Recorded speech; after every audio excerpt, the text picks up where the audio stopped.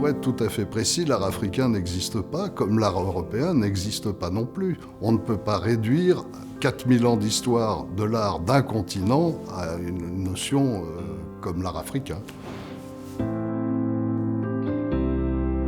Ce qu'on appelle les arts premiers sont l'émanation du sacré transformé en art.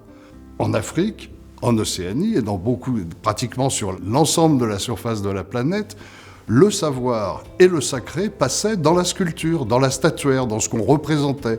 Tous ces objets sont faits pour apporter de la protection. On implore la protection des dieux, mais ce sont des objets bienveillants, même les plus terrifiants. C'était vraiment la mythologie et le savoir de tout un peuple qui passait par l'art.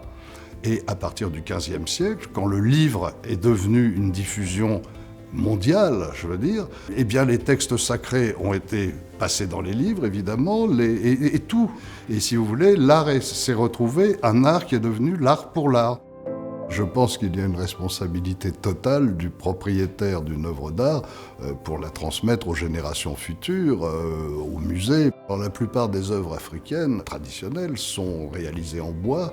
C'est une matière vivante qu'il faut apprendre à respecter. Le rôle d'un collectionneur et le rôle d'un marchand, c'est de passer ses œuvres d'art dans les meilleures conditions possibles.